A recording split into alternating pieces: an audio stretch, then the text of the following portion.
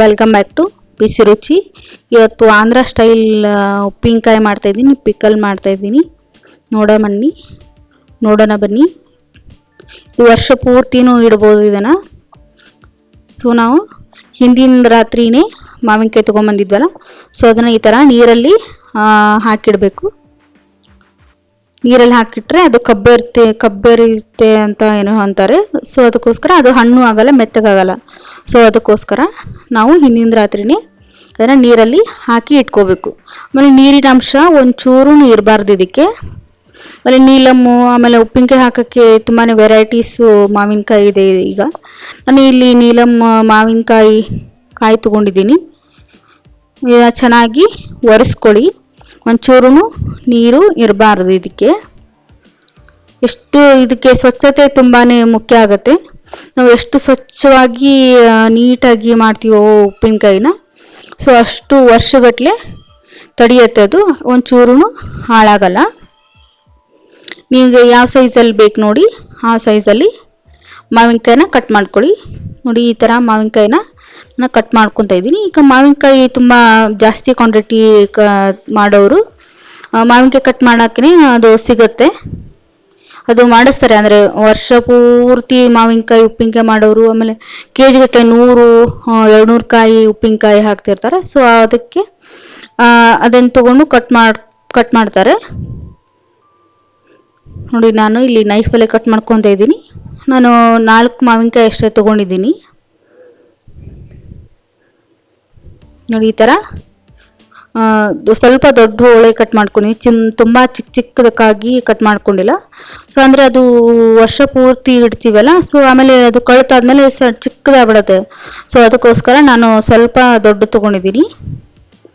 ನೋಡಿ, ಈಗ ಕಟ್ ಮಾಡ್ಕೊಂಡಾದ ನಂತರ ಒಂದು ರಾತ್ರಿನ ಫುಲ್ ಫ್ಯಾನಲ್ಲಿ ಆರಕ್ಕಿಡಿ.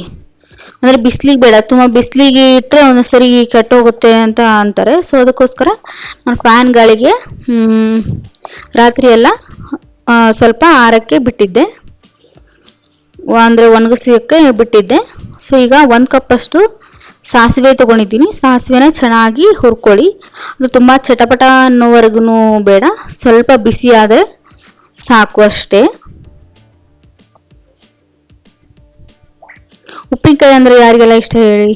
ಎಲ್ಲರಿಗೂ ಇಷ್ಟ ಇರುತ್ತೆ. ಆಮೇಲೆ ಈ ಸೀಸನಲ್ಲಷ್ಟೇ ಉಪ್ಪಿನಕಾಯಿ ಮಾಡೋಕ್ಕಾಗುತ್ತೆ, ಎಲ್ಲ ಸೀಸನಲ್ಲೂ ಮಾವಿನಕಾಯಿ ಸಿಗಲ್ಲ. ಸೊ ಅದಕ್ಕೋಸ್ಕರ ಈಗ ಸೀಸನ್ ಇರತ್ತಲ್ಲ, ಸೊ ಆವಾಗ ನಾವು ಮಾವಿನಕಾಯಿನ ಉಪ್ಪಿನಕಾಯಿ ಮಾಡಿಕೊಂಡ್ರೆ ವರ್ಷ ಪೂರ್ತಿಯಾಗಿ ತಿನ್ಕೋಬೋದು. ಸಾಸಿವೆ ಹುರ್ಕೊಂಡಿದ್ದೀನಿ. ಒಬ್ಬೊಬ್ಬರು ವೆರೈಟಿ ಉಪ್ಪಿನಕಾಯಿ ಮಾಡ್ತಾರೆ. ಆಮೇಲೆ ಅವರು ಮಾಡೋ ಶೈಲಿಗಳು ಡಿಫ್ರೆಂಟ್ ಆಗಿ ಇರುತ್ತೆ. ಆಮೇಲೆ ಹದಾನು ಅಂದರೆ ಕ್ವಾಂಟಿಟಿನೂ ತುಂಬಾ ಡಿಫ್ರೆಂಟ್ ಆಗಿರುತ್ತೆ. ಆಮೇಲೆ ಸಾಸಿವೆ, ಮೆಂತೆ, ಜೀರಿಗೆ ಇದೆಲ್ಲ ಅವರವ್ರ ಸ್ಟೈಲ್ಗೆ ಅನುಸಾರವಾಗಿ ವಿಭಿನ್ನವಾಗಿ ಮಾಡ್ಕೋತಾರೆ ಉಪ್ಪಿನಕಾಯಿನ. ನಾನು ಸ್ವಲ್ಪ 2 ಸ್ಪೂನಷ್ಟು ಸೋಂಪನ್ನು ಹುರಿದಿಟ್ಕೊಂಡಿದ್ದೀನಿ. ಆಮೇಲೆ ಉಪ್ಪಲ್ಲಿ ಸ್ವಲ್ಪ ನೀರು ಬಿಟ್ಕೊಂಡಿರುತ್ತೆ ನೋಡಿ, ಸೊ ಅದಕ್ಕೆ ಉಪ್ಪನ್ನು ಚೆನ್ನಾಗಿ ಸ್ವಲ್ಪ ಬಿಸಿ ಮಾಡ್ಕೊಳ್ಳಿ. ಅಂದರೆ ನೀರಿನ ಅಂಶ ಹೋಗುವವರೆಗೂ ಬಿಸಿ ಮಾಡಿಕೊಂಡ್ರೆ ಅದರಷ್ಟೇ ಸಾಕಾಗತ್ತೆ.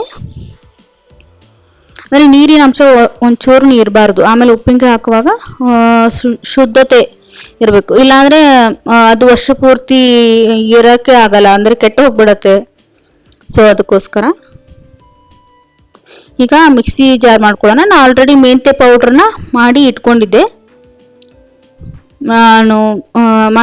ಸೊ ಅದಕ್ಕೆ ಸಾಸಿವೆ ಪುಡಿ, ಆಮೇಲೆ ಸ್ವಲ್ಪ ಸೋಂಪು ಹುರಿದಿಟ್ಕೊಂಡಿದ್ದಲ್ಲ, ಸೊ ಅದನ್ನು ಎರಡೂ ನುಣ್ಣಗೆ ಪೌಡ್ರ್ ಮಾಡಿ ಇಟ್ಕೊಂಡಿದ್ದೀನಿ. ಸ್ವಲ್ಪ ತರಿ ಆಗಿದ್ರೂ ಪರವಾಗಿಲ್ಲ, ಅಂದ್ರೂ ಚೆನ್ನಾಗಿ ಕಾಣುತ್ತೆ ಉಪ್ಪಿನಕಾಯಿ ಹಾಕಿದ ನಂತರ. ನೋಡಿ, ಇದು ಮಾವಿನಕಾಯಿನ ಹೆಚ್ಚಿಟ್ಕೊಂಡಿದ್ನಲ್ಲ, ಸೊ ಒಣಗಿ ಹಾಕಿದ್ನಲ್ಲ, ಸೊ ರಾತ್ರಿಯೆಲ್ಲ ಸ್ವಲ್ಪ ಚೆನ್ನಾಗಿ ಒಣಗಿದೆ. ಆಮೇಲೆ ಸ್ವಲ್ಪ ಎಣ್ಣೆ ಕಾಯಕ್ಕೆ ಇಟ್ಕೊಂಡಿದ್ದೆ ನಾನು. ಆಮೇಲೆ ಇದು ಬೆಳ್ಳುಳ್ಳಿ ಸಿಪ್ಪೆನ ಚೆನ್ನಾಗಿ ಬಿಡಿಸ್ಕೊಂಡು ಅದನ್ನು ಸ್ವಲ್ಪ ನೀರು ಮುಟ್ಟಿನೂ ಆಮೇಲೆ ಅದನ್ನ ಯಾವುದನ್ನು ಉಪ್ಪಿನಕಾಯಿ ಹಾಕುವಾಗ ನೀರು ಒಂಚೂರು ಮುಟ್ಬಾರ್ದು. ಸೊ ಆವಾಗ ಹಂಗೆ ಹಾಕಿದ್ರೆ ಚೆನ್ನಾಗಿ ಬರುತ್ತೆ. ಆಮೇಲೆ ಇಲ್ಲಿ 4-5 ಸ್ಪೂನು ಅಚ್ಚ ಖಾರದ ಪೌಡ್ರು. ನಾನು ಇಲ್ಲಿ ಬ್ಯಾಡಗಿ ಮೆಣಸಿನ್ಕಾಯಿ ಪೌಡ್ರು ತೊಗೊಂಡಿದ್ದೀನಿ.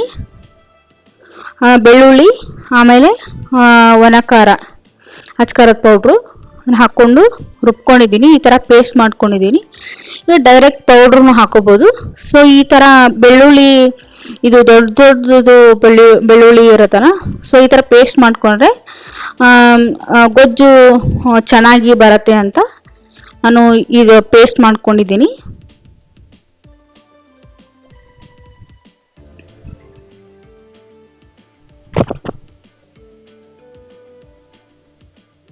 ಈಗ ಪೇಸ್ಟ್ ಮಾಡಿ ಇಟ್ಕೊಂಡಿದ್ನಲ್ಲ, ಸೊ ಅದಕ್ಕೆ ಎಲ್ಲನೂ ಮಿಕ್ಸ್ ಮಾಡ್ಕೊಳ್ಳೋದು. ಈಗ ಉಪ್ಪಿನಕಾಯಿ ಅವೆಲ್ಲ ಹಾರಕ್ಕಿಟ್ಟಿದ್ನಲ್ಲ, ಸೊ ಉಪ್ಪಿನಕಾಯಿ ಕಾಳು ಆಮೇಲೆ ಈ ಪೌಡ್ರ್ ಮಾಡಿ ಇಟ್ಕೊಂಡು ಸಾಸಿವೆ ಪುಡಿದು ಸೋಂಪಿದ್ದು 2-3 ಸ್ಪೂನು ಹಾಕೊಳ್ಳಿ. ಅಂದರೆ ಕ್ವಾಂಟಿಟಿ ನೋಡಿಕೊಂಡು ಹಾಕೊಳ್ಳಿ. ಮೆಂತ್ಯ ಪುಡಿ ಮಾಡಿ ಇಟ್ಕೊಂಡಿದ್ನಲ್ಲ, ಅದನ್ನು ಮೆಂತ್ಯ ಪುಡಿನೂ ಹಾಕೊಳ್ಳಿ. ಈಗ 2 ಕಪ್ಪಷ್ಟು ಮೆಂತ್ಯ ಕಾಳನ್ನ ಚೆನ್ನಾಗಿ ಹುರ್ಕೊಂಡ್ರೆ 1 ಕಪ್ಪಷ್ಟು ಮೆಂತ್ಯ ಪುಡಿನ ಹಾಕೋಬೋದು ನೀವು. ಇಲ್ಲಿ ಅಚ್ಚ ಖಾರದ ಪೌಡ್ರು, ಬ್ಯಾಡಗಿ ಮೆಣಸಿನ್ಕಾಯಿ ಪೌಡ್ರು ತೊಗೊಂಡಿದ್ದೀನಿ ನಾನು, ಅದನ್ನ ಹಾಕ್ಕೊಂಡಿದ್ದೀನಿ. ಆಮೇಲೆ ಅರ್ಧ ಕಪ್ಪಷ್ಟು ಉಪ್ಪು ಹಾಕ್ಕೊಂಡಿದ್ದೀನಿ. ಆಮೇಲೆ ಬೆಳ್ಳುಳ್ಳಿ, ಇದೆಲ್ಲನೂ ಪೇಸ್ಟ್ನ ಚೆನ್ನಾಗಿ ಕೈಲೇ ಮಿಕ್ಸ್ ಮಾಡ್ಕೊಳ್ಳಿ. ಅಂದರೆ ಗೊಜ್ಜು ಜಾಸ್ತಿ ಬೇಕಂದವರು ಪೂರ ಪೌಡ್ರನ್ನು ಹಾಕ್ಕೋಬೋದು.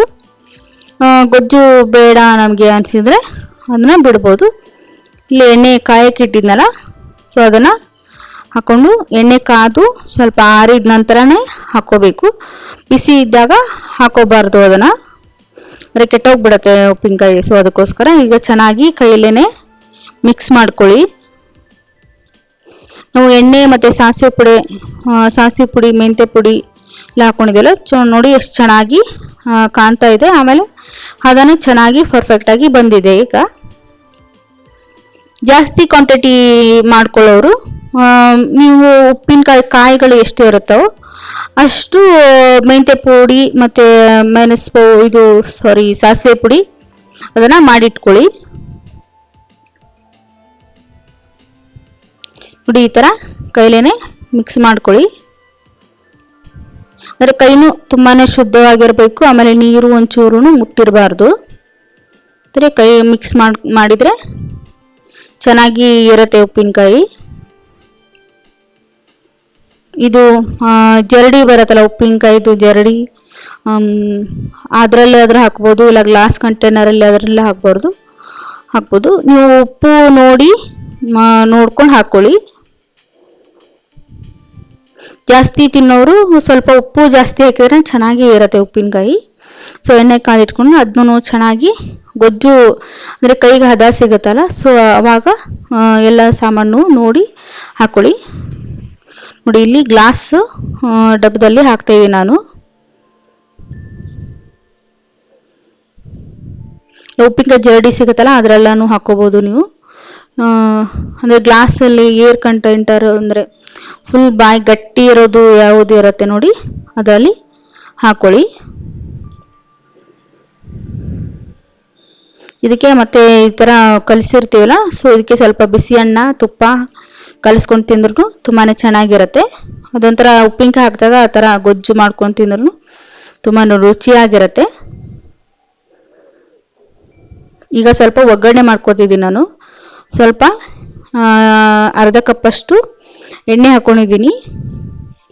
ಅದಕ್ಕೆ ಗುಂಟೂರು ಮೆಣಸಿನ್ಕಾಯಿ ಸಿಗುತ್ತಲ್ಲ, ಸೊ ಗುಂಟೂರು ಮೆಣಸಿನ್ಕಾಯಿನ ಈ ಥರ ಕಟ್ ಮಾಡಿಕೊಂಡು ಹಾಕ್ಕೋತಿದ್ದೀನಿ. ಸ್ವಲ್ಪ ಬೆಳ್ಳುಳ್ಳಿನ ಸ್ವಲ್ಪನೇ ಹಾಕ್ತೀನಿ, ಆಲ್ರೆಡಿ ನಾನು ಪೇಸ್ಟ್ ಮಾಡಿ ಹಾಕ್ಕೊಂಡಿದ್ದೀನಿ, ಸ್ವಲ್ಪನೇ ಹಾಕ್ಕೊತಾ ಇದ್ದೀನಿ. ಆಮೇಲೆ ಕರಿಬೇವು, ಆಮೇಲೆ ಹಸಿ ಇದು ವಾಸನೆ ಹೋಗೋವರೆಗೂ ಅದನ್ನು ಚೆನ್ನಾಗಿ ಎಲ್ಲನೂ ಹುರ್ಕೊಳ್ಳಿ. ಅಂದರೆ ತುಂಬ ಹಸಿ ಇರಬಾರ್ದು ಅದು, ಸೊ ಅದಕ್ಕೋಸ್ಕರ.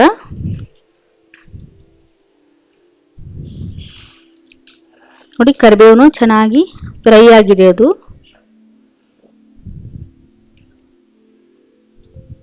ಅದು ಕರಿಬೇವು ಸ್ವಲ್ಪ ಹಸಿ ಇರಬಾರ್ದು, ಸೊ ಅದಕ್ಕೋಸ್ಕರ.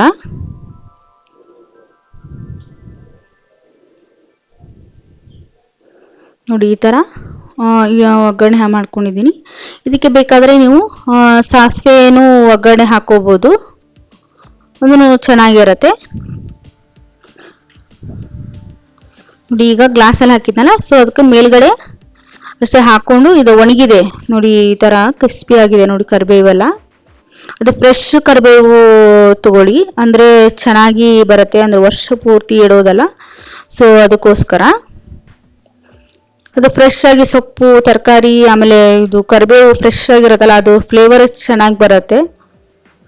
ಸ್ವಲ್ಪ ಇಂಗುನ ಹಾಕ್ಕೊಂಡಿದ್ದೇನೆ, ಇಂಗುದು ಸ್ಕಿಪ್ ಆಗಿದೆ ಅನ್ಸುತ್ತೆ ವಿಡಿಯೋ. ನೋಡಿ ನಾನು ಪೂರಾನು ಮಿಕ್ಸ್ ಮಾಡ್ತಾ ಇಲ್ಲ, ಮೇಲ್ಗಡೆ ಅಷ್ಟೇ ಒಗ್ಗರಣೆ ಹಾಕ್ಕೊಂಡಿದ್ದೇನಲ್ಲ. ಸೊ ಈ ಥರ ಗ್ಲಾಸನ್ನ ಕಂಟೈನರ್ನಲ್ಲಿ ಅದರಲ್ಲಿ ಹಾಕ್ಕೊಂಡು ಈಗ ಕ್ಲೋಸ್ ಮಾಡಿ 3 ದಿವಸ ನಾನು ಹಾಗೆ ಇಡ್ತಾ ಇದ್ದೀನಿ. ಅದನ್ನ ಏನು ಮುಟ್ಟಲ್ಲ, ಏನು ಮಾಡಲ್ಲ ನಾನು.